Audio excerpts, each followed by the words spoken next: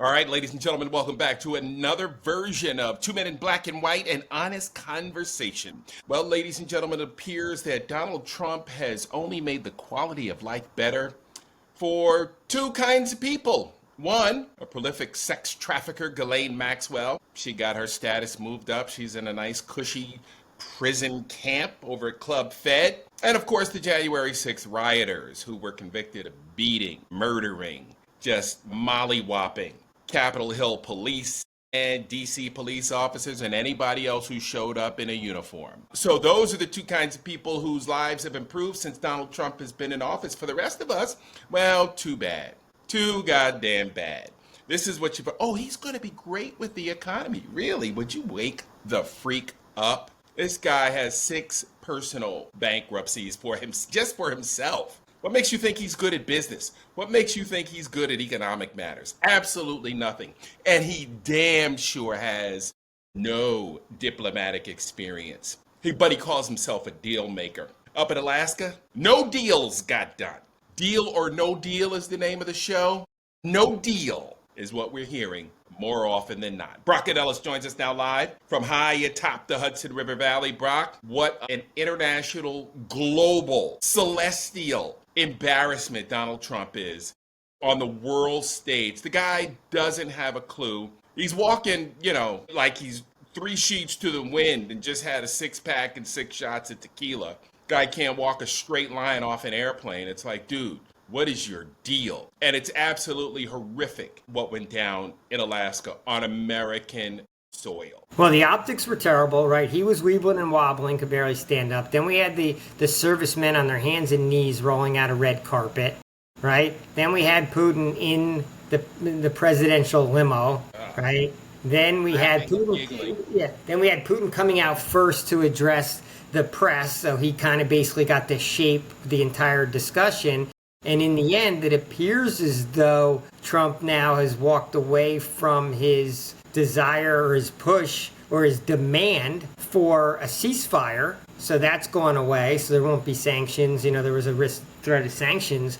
So now we're talking about, quote, giving, Ukraine's need to, quote, give away land in order to get a peace. So everything was a huge wobble and a backpedal. So the optics sucked and the outcome sucked. And now basically every viable leader in Europe now has to fly to the U.S. tomorrow and have like an emergency meeting with Zelensky, with Trump, to try to sort out exactly what shenanigans and bullshit went on behind closed doors. Because once again, we really don't know, but it doesn't sound like anything good came out of it. If Marco Rubio's performance on the morning shows was an indication of the victory lap they're hoping to take after this, that was pretty bad. Like, he really had nothing to come with. You talk about selling your soul. I mean, these guys are pathetic, from Ted Cruz to Rubio, any of the Hispanic caucus working under this clown. You should just be ashamed.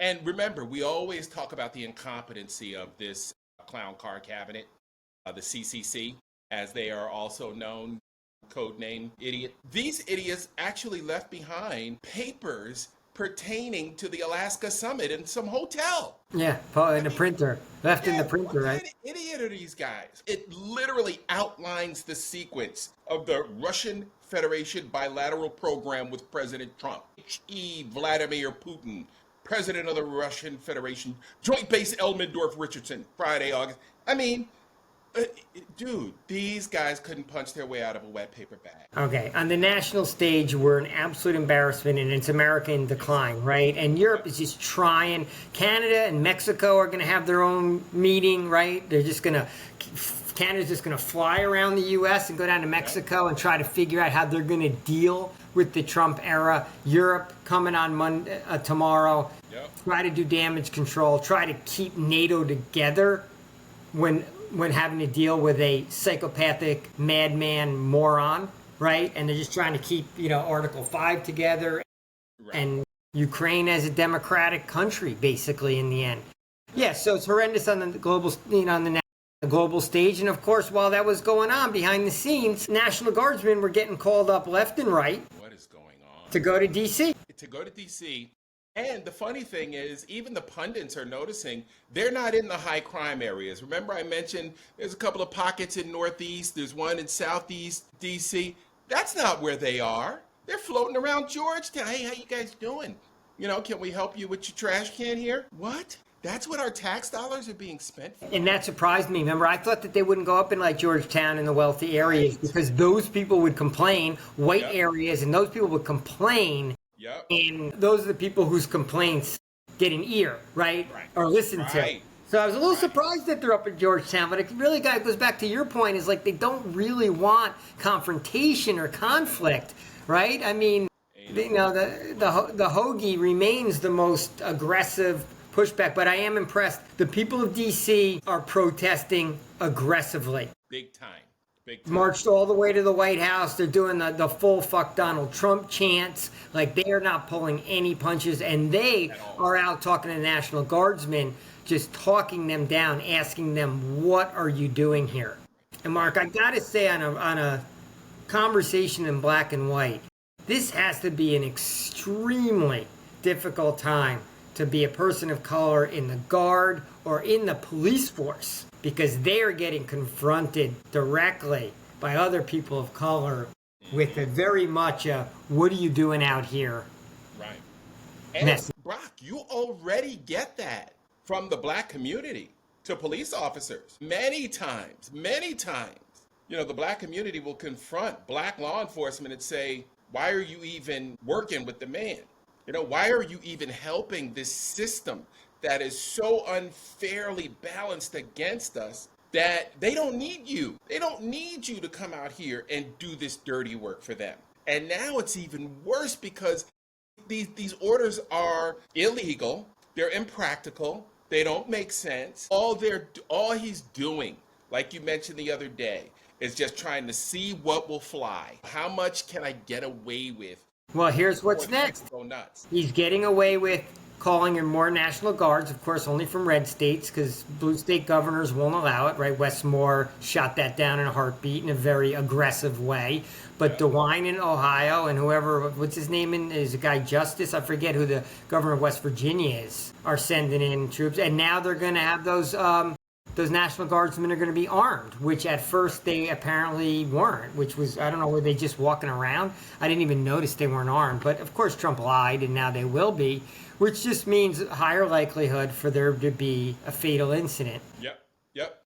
And here's what's going to happen if they should wander into one of these, let's say, difficult areas, okay? You can get some smoke if you want it in Washington, D.C., in some of their more unsavory neighborhoods. Baltimore, same thing. You can get some smoke if you want it. But again, they didn't do it in LA. They didn't try it in LA. And once they heard the Chulos was answering the call, we haven't heard much more. But next thing you know, we heard they were going home. Those Marine troops got sent home. And then slowly but surely, they got the National Guardsmen out of there. Because remember, Brock, they were down there in downtown LA at job sites. Yeah. They weren't in the hood. They weren't looking for the worst of the worst, and they don't want the confrontation. Now, they didn't really wander out that far. We're going to see in D.C. because the people of D.C. in a pretty unified fashion from the video that I'm seeing. Yep. It's some mixed crowds out there. Mixed crowd, yes. I have a pretty clear message too, right? Like, it's an anti-fascism message, it's an anti-ICE message, and it's really a get off of our turf message, right? Because they feel like they've been invaded. Because in their minds, right, they should be a state. So they're wondering why they're being treated like, at a lower class of citizenship level. Exactly. Which is why, when Gavin Newsom, Kamala Harris, whoever gets in there, right, we can't be sitting around trying to do stuff through the normal norms. There is no more normal, right? Donald Trump has turned that shit upside down and on its head, right? So I am proud to see a nice mixed crowd. What did we say? We need that multicultural. Finally, yeah, finally. Well, what may have finally triggered, because we didn't get it in LA, right? There was a white march. It was mostly Latinos, and then there's that one day of white marches, but they didn't march together. Right. For the most part. I mean, I don't want to say not at all, but in D.C., because it's an invasion of their homes and their neighborhoods. That's the difference. It's actually bringing them together because they have such a shared purpose because they both just agree on this one thing. They may not agree. They may never talk to each other, right? They may live segregated lives day to day. But on this topic, they are entirely in sync, which is get these other fuckers out of here with their guns. They have no place being here, and we're not going to be bullied. So, there's nothing like a shared enemy to bring people together. So DC may end up being the blueprint. So in a way, Trump actually may be sowing the seeds of a national protest against himself by picking on DC. He may have made that mistake. We'll see.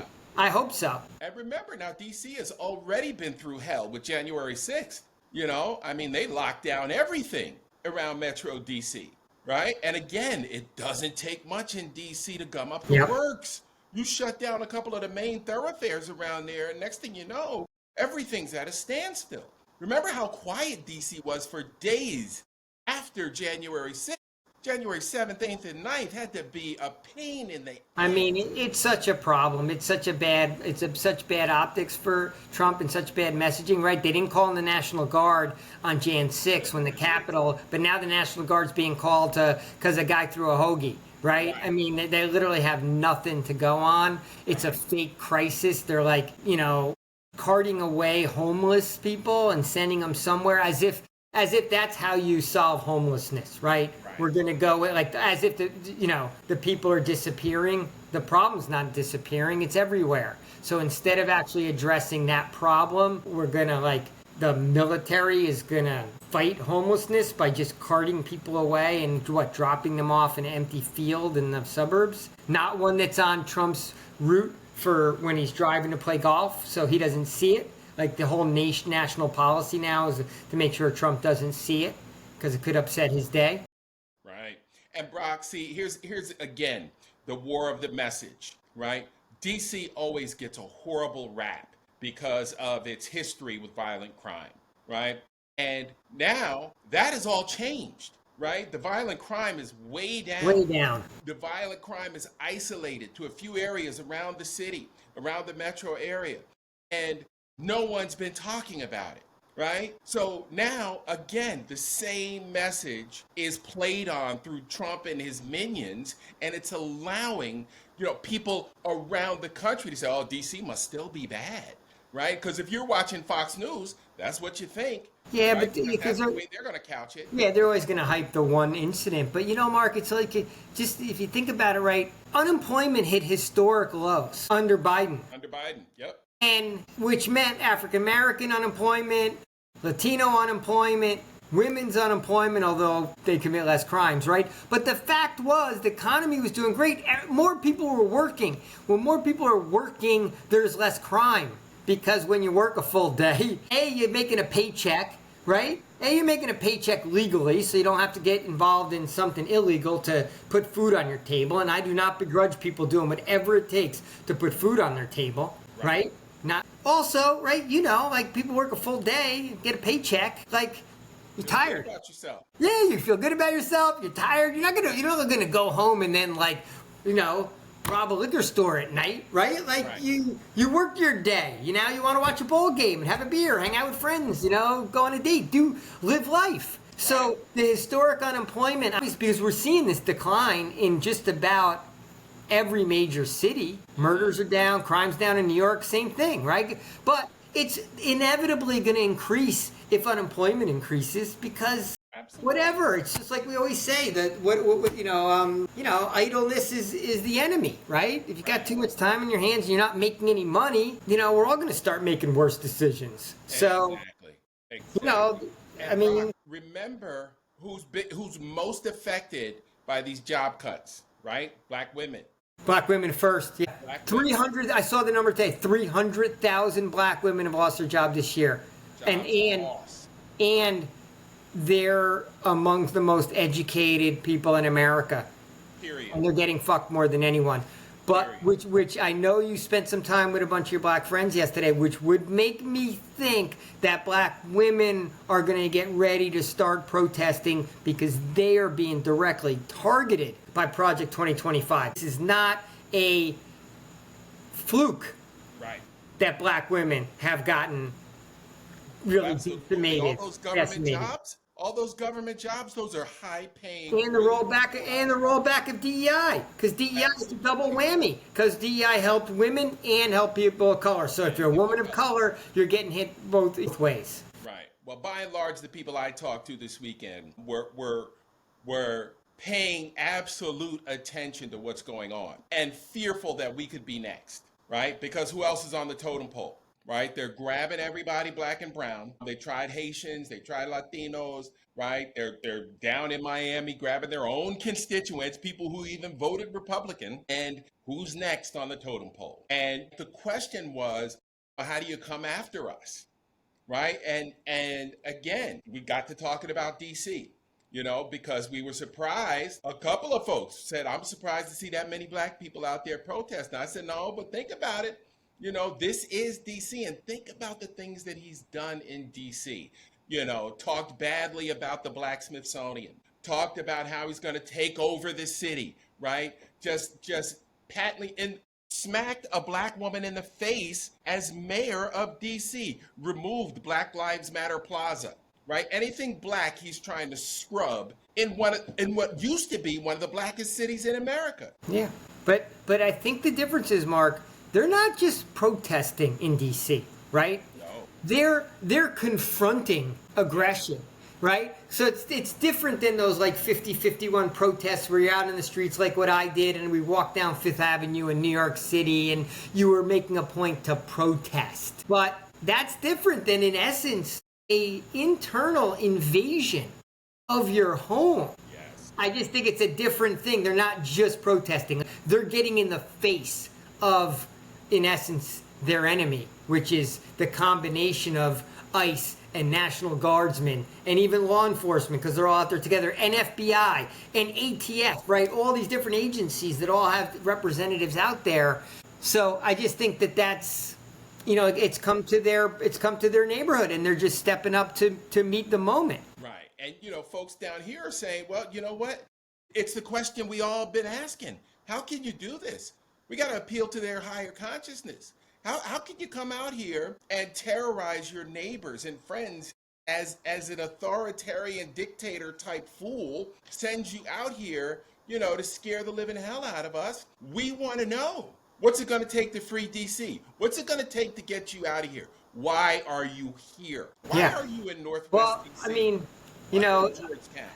ICE is worried about getting doxxed, right? Like, our National Guardsmen, are all their names? Is that public record? Like, do people know, like, who's getting deployed to DC? Who are these people? Because there can be some real public shaming. I'm sure some intimidation will come with it and some people over the line, but just to be outed, just so you know that we know. You're that guy carrying an AK-47 around the streets, terrorizing your own citizens for no good reason, and it's for no good reason. Right. Now, that'll appeal to some of them. There's another part that are like basically patriot boys and, whatever, those 3%ers and this and that. Like, you can't shame them, right? Right. The neo-Nazis, they're right on this, right? They're gung-ho. Right. But there's a lot that aren't, that are just regular citizens who are maybe like, who knows, probably know those independents or those white guys from Iowa diners, right, that are in the National Guard. Exactly. The thing about it, too, is DC has always historically had a large contingent of African-American officers and leadership, right? The leadership, for as long as I can remember, has been black or brown. So, again, if you're marching with the National Guard, you're coming from South Carolina, West Virginia, Ohio, dark red states. My guess is they're sending the reddest of the red soldiers, right? Who are going to have the desire to take a little more liberty. Yeah, gung-ho mentality about it. Yes. I don't know. I mean, Ohio's not necessarily ruby red. It's certainly been red over the last 8 to 10 years, but they just, they just got rid of a couple blue. Ryan and Sherrod Brown were there, so it wasn't ruby red. And South Carolina is inching towards purple, inching. It's still the deep South, but it's inching. But no governor is going to say no to Trump. Right. No red state governor. No red state. Every blue state governor must say no. Right. Must. And I don't think we're going to have a problem there. You know, I just really don't. What are you going to call it? New York, Jersey? It's not going to happen. But again, Brock, again, here we are, black and brown folks, just trying to go about their day, making a living in one of the most expensive areas of the country again, because inflation has blown things way out of proportion in Metro DC, right? Virginia, go try to buy a house in Northern Virginia, that Fairfax area, Centerville, Sterling, go down there, Alexandria, go down there, try to buy yourself a home, see if you don't have to plunk down 750, a million to get something, nice, right? And on the low end, 100, right? Maryland is the same thing now, right? The prices are creeping up in those Yep. counties bordering the District of Columbia, right? So because you had so many good paying jobs there. Now we're going to see unemployment tick up. We're going to see issues start happening again, especially in the black and brown communities, Well, because that's who gets hit first. I And guess who are we this going to is more get? of a question for me. Will white America take note of the fact that 300,000 black women have No, been laid off? Like, no. we talk maybe about like that whole maxim of walking a mile in someone else's shoes, which is impossible to do because white people, we can never replicate the black experience, right? I can't pretend like I even understand what it's like to be black in America, right? These conversations help, and the only way is to maybe learn and ask questions and listen and analyze and try to absorb what you hear instead of getting defensive and trying to run away from it. Right. If Project 2025 is targeting people of color, so white people will probably be worried that their cost of living is going up, but for the most part, they're not the ones losing the jobs. Right. It's the people of color that are certainly losing them first. Will white people even notice that and realize, well, oh, this is what people are talking about? We roll back DEI, but black women come first, black men probably come second, and as unemployment ticks up, you see it so much worse in people of color than in the white community. Will white people even notice, or will they just be oblivious and happy that they haven't lost their jobs? Right. Because if there's no recognition of like the targeted nature of what the Trump administration is doing, and on top of just the way the normal state of America was already. They're already layering on to like an institutionally racist like platform, and now they've just thrown gasoline on that fire. And I don't know, is white America going to notice the pain? Are they going to hear the pain, or are they just going to think about their own pain because the prices are at least at the grocery store, everyone feels the pinch. So maybe that's another thing that brings us together. Well, Brock, in my experience, even guys that I considered my good white friends, struggled to relate to my struggle.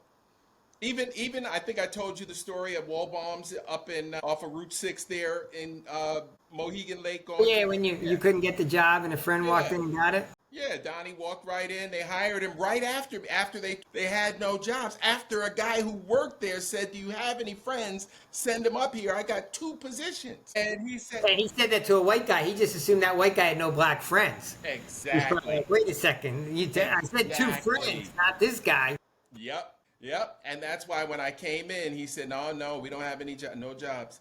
And then when I came back and confronted him, he told me it's not my fault. It's not my fault. That's what I've been told. So someone told him, do everything you can not to hire them, right? This stuff is not by happenstance. These are not just evil people working alone in a vacuum. This is how it works, right?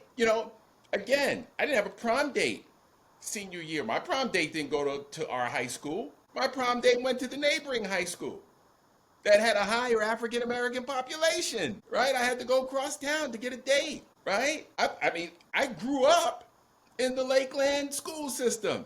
I knew enough young ladies that I should have been able to pick one and go to the prom with, But, a lot of things I missed out.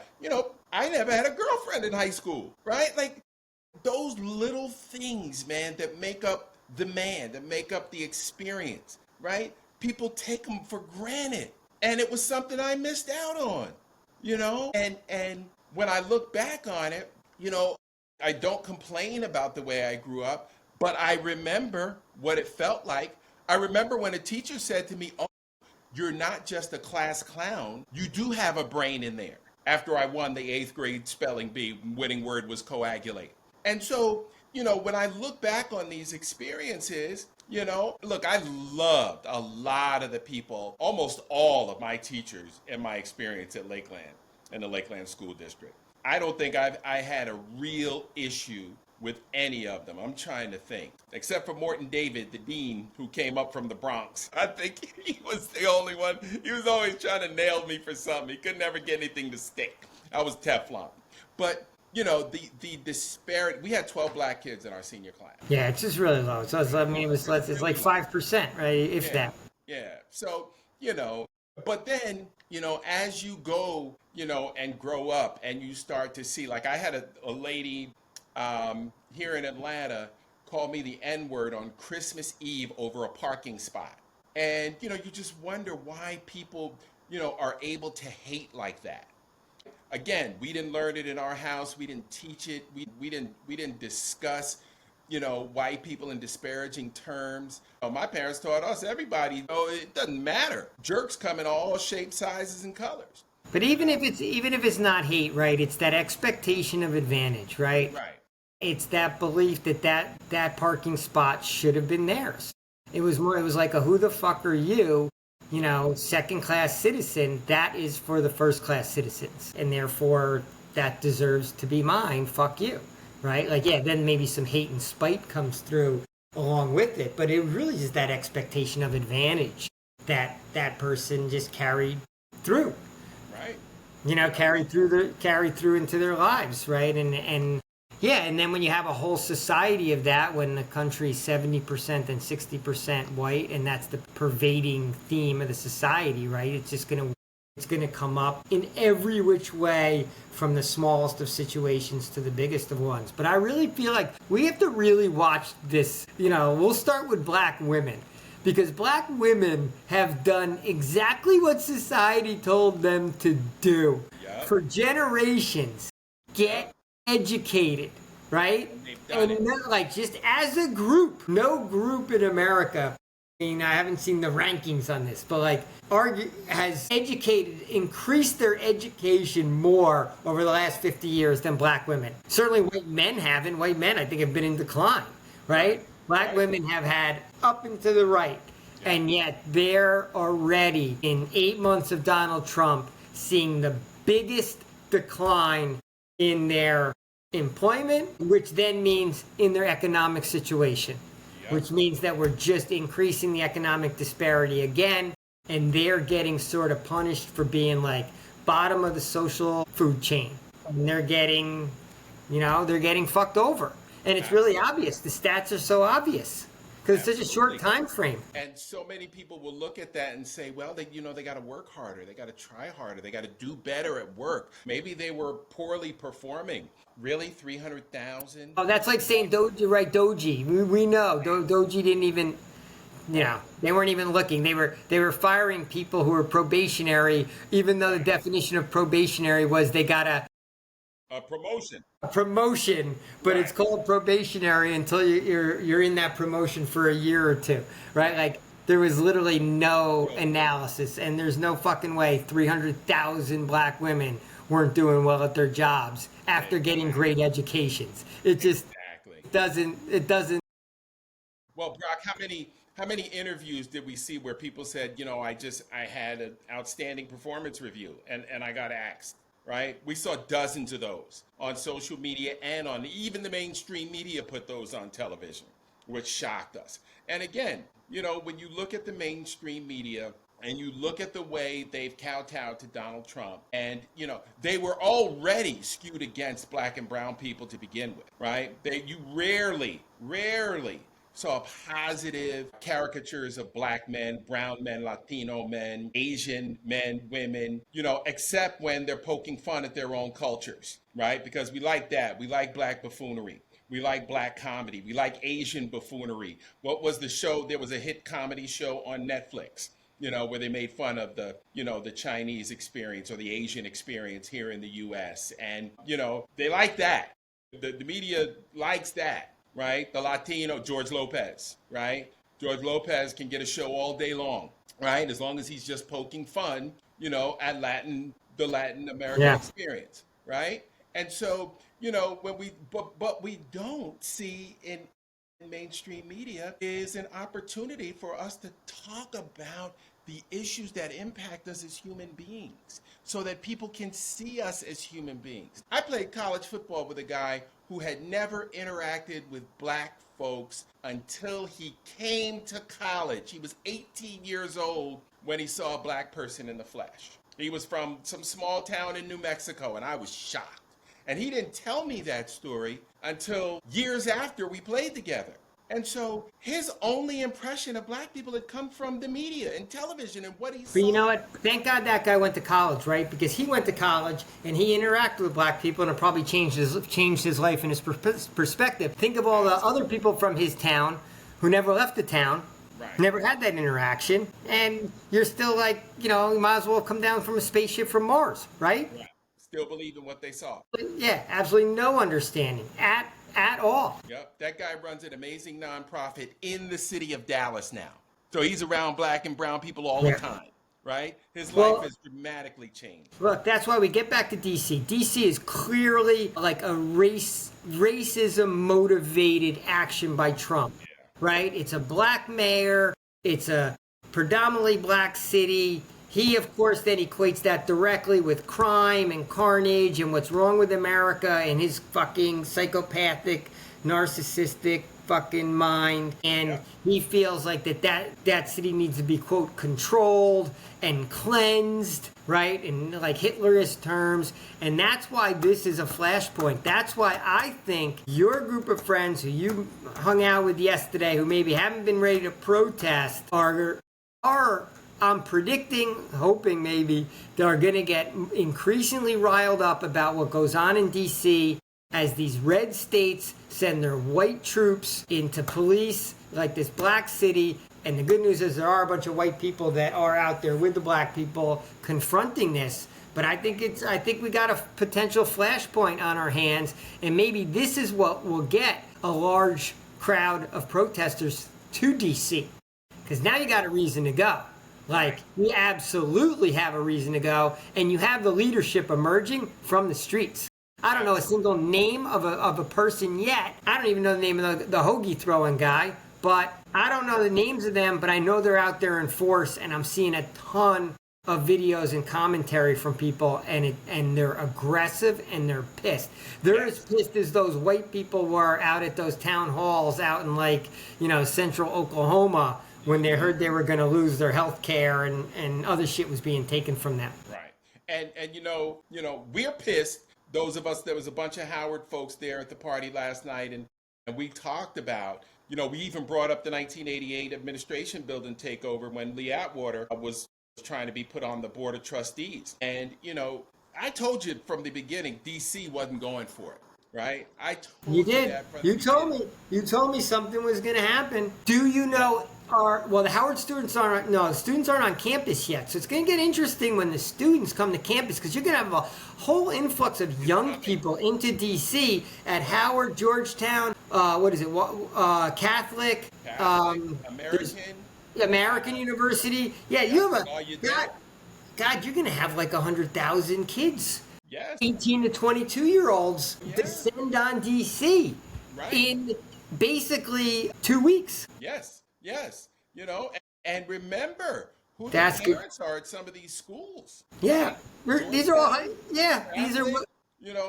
These are not pushover students. These are not just kids from any old place. Interesting dynamic of wealthy families sending their kids to these schools and going, wait a second, I got armed troops, cruising these streets.